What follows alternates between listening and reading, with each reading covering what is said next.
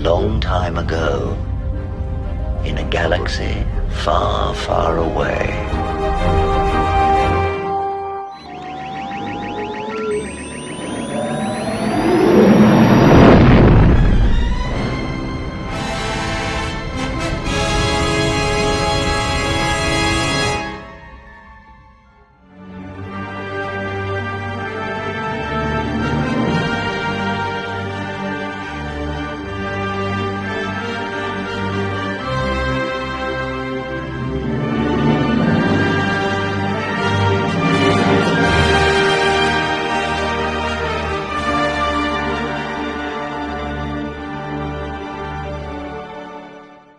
So yesterday, we got a Sparrow scoop, weirdly, that coincided with my upload about restoring the franchise, called Restoration of a Franchise.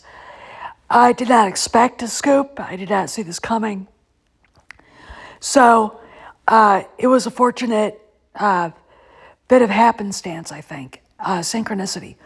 So let's get down to it. So with the advent of the Tales of the Empire, we are probably going to get more good animated stuff as a basis with which to rebuild the Star Wars universe the way it should be. Tales of the Empire looks extraordinary.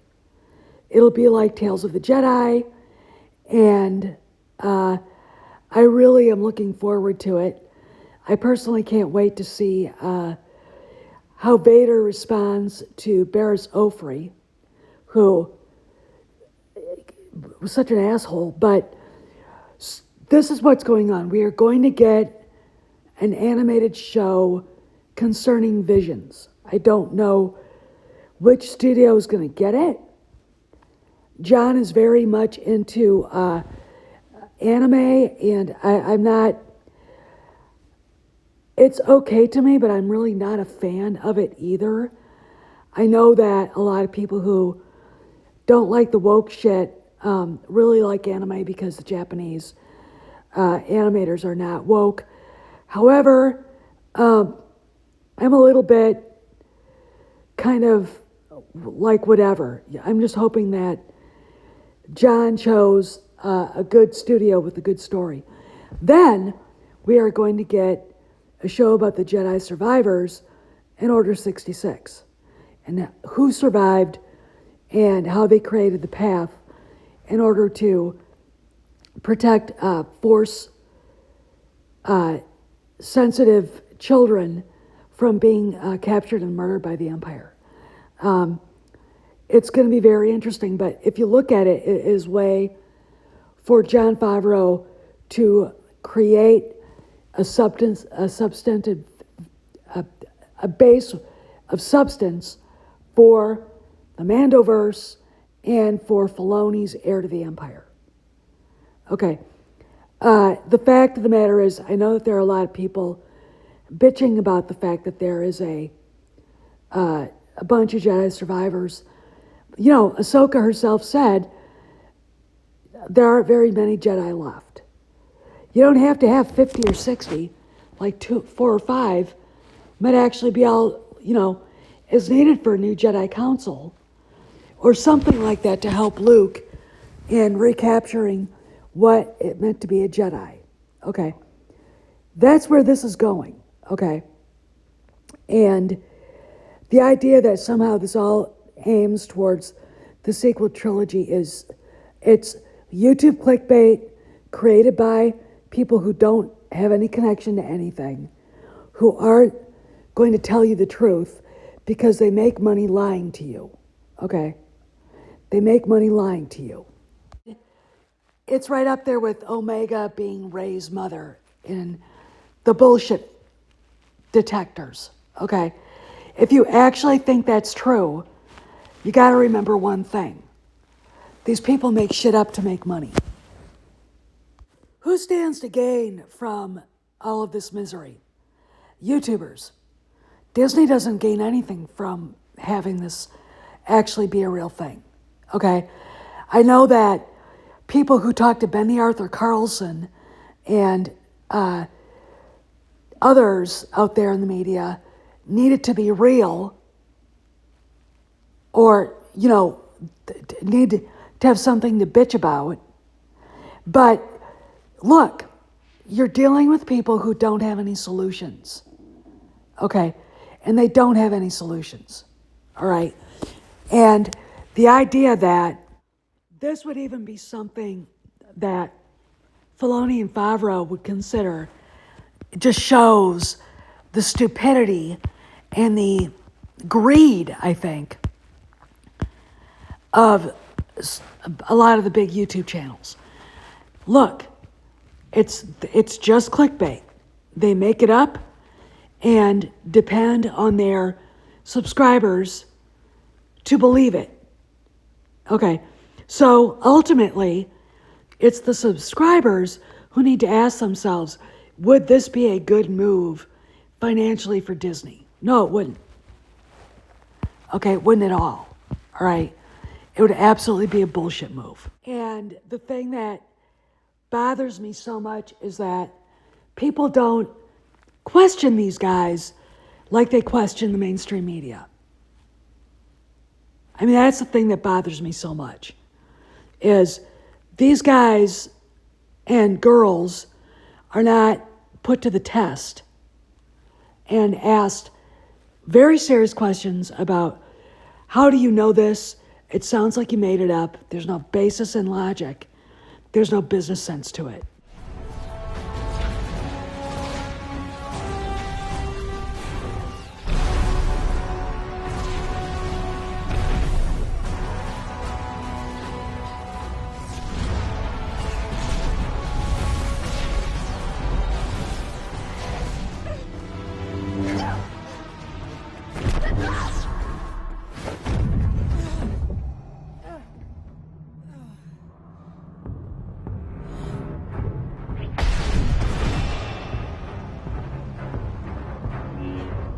You lack conviction.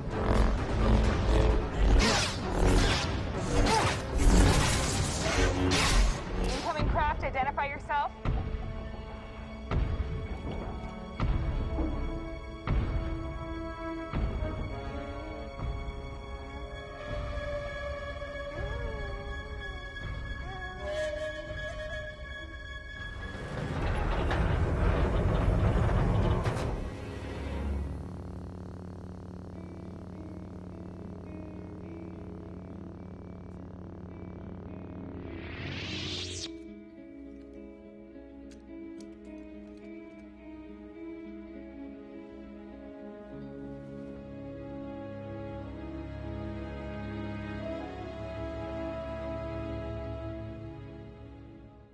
So it looks to me that John and Dave are moving forward.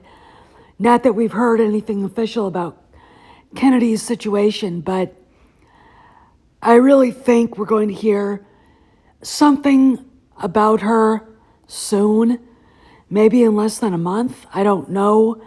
Again, my feeling stands that she's officially out at the end of October, but I look at it and think it would be wise for Disney to announce her retiring at the end of her contract. And John is the interim president of Lucasfilm. This is the way that they can assure he's not going to be messed with while he's trying to rebuild what she destroyed. I really don't see where the value is in keeping things like the High Republic. I don't see where the value is in keeping the Acolyte on Disney Plus longer than they need to. I mean, for all we know, they're thinking about just pulling it now. I'm not doing it. Okay, I know Empire Magazine did post another blurb about the Rey movie. And look, that's just a trash fan web magazine. They don't know what they're talking about. Again, I'd like to remind both Black Pills and the shit-sniffing Star Wars sequel trilogy apologists. Where is Anakin in Ahsoka? Okay. This is really important. Where is he?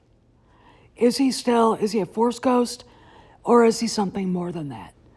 The fact that he was able to save Ahsoka after she got beaten by Baylan Skoll in the Veil of the Force, in the World Between Worlds, says Anakin is not a Force ghost. Anakin Skywalker is more than that. Okay. He is what he was supposed to be. The chosen one. Okay. Chosen to bring balance to the Force. And that's the reason why he shows up on Peridea, because who's calling Baylan? These are questions black pills won't answer because they've decided to hate everything, okay? And again, who's calling out to Baylan? These are the questions, like I said, black pills won't ask. And it's the son of Mortis. They're trying to set up saving these characters, fixing what Kennedy broke. Trying to set up fixing Luke. Okay, that's the important thing. They're trying to reconfigure the franchise to get the fans to come back. And again, I'm going to say Disney's making a mistake by not addressing publicly the Kathleen Kennedy question. Because if they do that,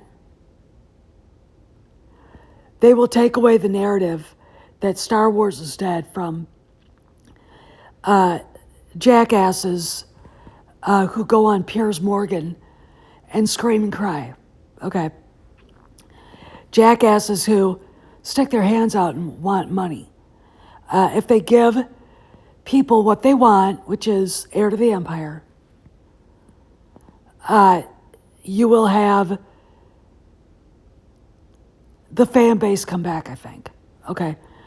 You will have the fan base come back. Now, again, I've also said, if you film this in California, you are going to have to comply by their racist DEI laws.